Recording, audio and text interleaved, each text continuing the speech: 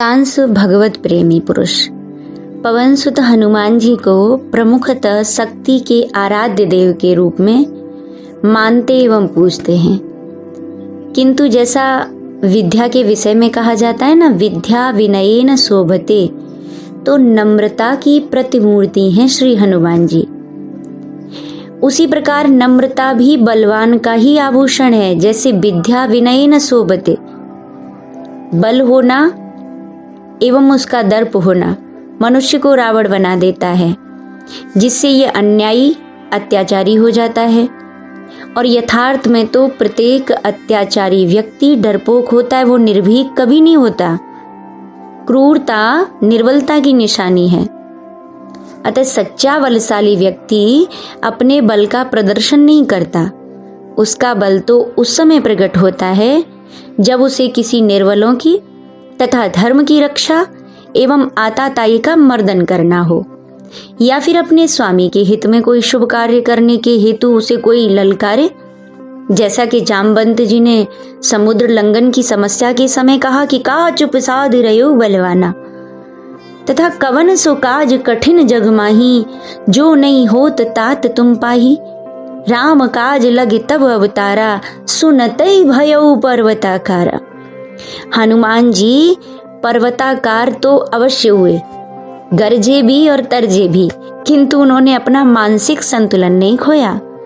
नम्रता पर अधिकार बना के रखा एवं जामबान से बोले, मैं समुद्र को लींग सकता हूँ, लांग सकता हूँ, बंधु सहित रावण को मार करके त्रिकूट पर्वत को उठा करके ला भी सकता हूँ, लेकिन जामवंत में पूछो तोई, उचित सिखावन दीजे हुमोई। हनुमान जी की उतनी महानता उनकी शक्ति में नहीं थी जितनी उनकी भक्ति तथा नम्रता में। जब श्री राम दल के वीरों की ये स्थिति थी कि निज निज बल सब काहू भाषा, पार जाए कर संशय राखा, ऐसे अवसर पर भी शव में शक्तिशाली होते हुए भी आप चुप्पी साध रहे। इसी प्रकार राम काज कर आने के बाद भी वही नम्रता की मूर्ति, वही प्रशंसा से पृथक छिपे रहने की प्रवृत्ति। उन्होंने सुग्रीव से स्वयं आगे बढ़कर नहीं कहा कि हे स्वामी, मैंने आपका काम पूरा कर दिया तथा मैं सीता का संदेश लेकर आया हूं।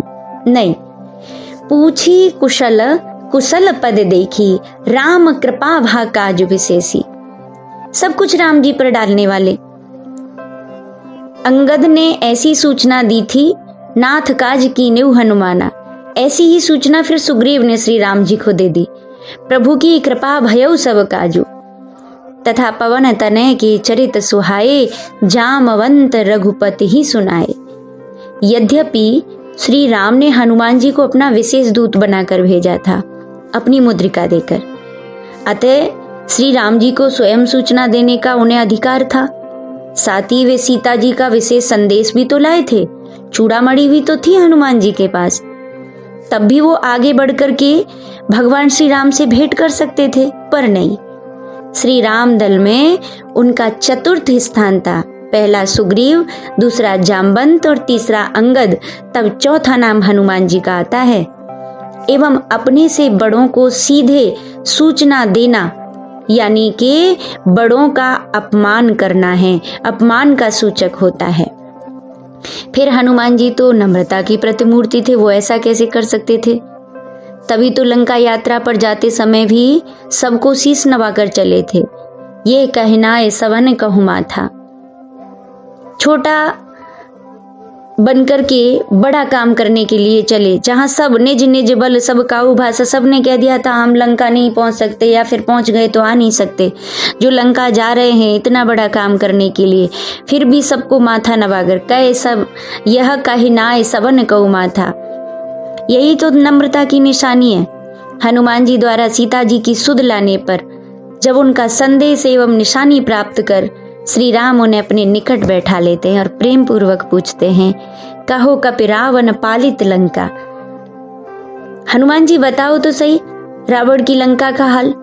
लेकिन देखिए तब अभिमान गलित नम्रता के अवतार श्री हनुमान जी कहते हैं, शाखा मृग के बड़ मनुसाई, शाखा ते शाखा पर जाई, नाग सिंधु हाटक पुरजारा, निश्चर गण बध विपिन उजारा, सो सब तब प्रताप रघुराई, नाथ न कछु मोरे प्रभुताई। इस प्रकार जब भगवान श्री राम कहते हैं, सुन सुत तो ही उरन में नाही, देख्यो कर विचार मन माही। देखिए सफलता के चरम बिंदु पर भी दीनता, महावीर होते हुए भी अपने आप को एक शाखा मृग मानना कितनी बड़ी नम्रता है। इसी प्रकार जब सीता जी हनुमान जी के लघु रूप यानी साधारण रूप को देखकर शंका प्रकट करती हैं, कहती हैं, हनुमान ऐसे कैसे, जैसे आप बानर हो ऐसे बानरों की सेना से प्रबल राक्षसों पर श्री राम कैसे विजय प्राप्त करेंगे। तब पुनः ऐसे अवसर पर अपने प्रभु का प्रताप प्रदर्शन, एक दुष्ट के चंगुल में फंसी हुई दुखी माता को सांत्वना देने के लिए अपनी देह, अपना पौरुषमय विराट स्वरूप प्रदर्शित करते हैं। कनक भूधराकार शरीरा, समर भयंकर अति बलवीरा। पर तुरंत ही विशाल शक्ति के प्रदर्शन के साथ फिर अपने आप को शाखा मृग कहते हैं। सुन माता शाखा मृग, नहीं बल बुद्धि विशाल। विशालता के साथ लघुता का कैसा अद्भुत समन्वय है जो कि विरलों में पाया जाता है। फिर ये बात नहीं कि अपने प्रभु या स्वामी सम्मुख ही उनकी ये नम्रता हो, आत्मश्लाघा या अभिमान से दूर रहने की प्रवृत्ति प्रकट होती हो, प्रत्युत ये उनका स्वभाव बन गया था। तभी तो बेचारे दूतगण जो श्री राम सेना का भेद लेने रावण द्वारा भेजे थे, धोखा खा गए थे। उन्होंने देखा कि हनुमान जी जिसने लंका में इतना उपद्रव मचा दिया, एक शांत नगण्य सा बंदर, अतः उन्होंने सूचना दे दी रावण को, जयपुर दयऊ हतेऊ सुत तोरा, सकल कपिन मऊ तेई बल थोरा। पर निरा अभिमानता का तो परम उत्कृष्ट उदाहरण उपस्थित होता है तब जब उनकी विभीषण जी से भेंट होती है। एवं विभीषण दीन भाव से कहते हैं, तात कबहु मोहि जानिय नाथा, करिहहि कृपा भान कुले नाथा। तब परम भक्त हनुमान जी अपने उस महापौरुष को भूल जाते हैं जो अभी अभी दिखा के आए हैं, यथा समुद्र लंघन तथा समुद्री राक्षसों का हनन या मान मर्दन करने के बाद भी कहते हैं, हे प्रिय सखा विभीषण सुनो, प्रभु की शरण में तो अधम से अधम का स्थान है, मुझे ही देखो ना। कहूँ कवन में परम कुलीना, कप चंचल सवही विधिहीना, प्रात ले जो नाम हमारा, ते ही दिन ताहि न मिले आहारा। इस प्रकार महावीर विक्रम बजरंगी अपने आप को एक परम साधारण बंदर से अधिक कुछ नहीं मानते। वे तो अपना बल श्री राम को मानते थे एवं अपनी गरिमा एक नदी की भांति शक्ति के पुंज श्री राम रूपी समुद्र में खोकर अपने आप को हल्का पाते थे। इसीलिए प्रत्येक कार्य के पूर्व उन्होंने भगवान श्री राम का स्मरण किया एवं सुगमता पूर्वक अभिमान से रहित होकर विलक्षण कार्य किए। यही संभवतः उनकी अभयता भी यानी अभयता का कारण था। तभी तो मेघनाद द्वारा बांधे जाने पर रावण दरबार में सभी जहां की दिक्पाल यानी कौन से वरुण कुबेर हाथ जोड़कर खड़े थे, उन्होंने जिम अहेगन मऊ गरुड़ असंका निशंक प्रवेश किया एवं रावण को निर्भय उपदेश देते हुए कहा कि मोय न कछु बांधे कई लाजा, की न चाहू निज प्रभु कर काजा। और ठीक भी है, क्योंकि पहले ही तुलसी बाबा ने कहा कि प्रभु का रज लगे कप ही बंद हवा। पर रामायण में एक प्रसंग ऐसा भी आता है जिसमें हनुमान जी को कुछ क्षण के लिए अपने बल का घमंड आ जाता है, और वो प्रसंग लक्ष्मण शक्ति के समय जड़ी लेकर जब आ रहे थे और भरत द्वारा जब बाण मारा गया एवं उनके द्वारा पुनः त्वरित भेजने के लिए बाण पर बैठने का आह्वान किया गया हनुमान जी को, तो हनुमान जी को थोड़ा अभिमान ने स्पर्श किया। सुन कपि मन उपजा अभिमाना, मोरे भार चलहि किम बाना। किंतु श्री राम के प्यारे अनन्य भक्त एवं सेवक को घमंड का स्पर्श ही आश्चर्य की बात है, उसका टिकना तो असंभव है। अस्तु राम प्रभाव विचारे बहोरी, वंदे चरण कहे कपि कर जोरी। श्री राम प्रभाव की स्मृति होते ही उनके संशय का तुरंत नाश हो जाता है।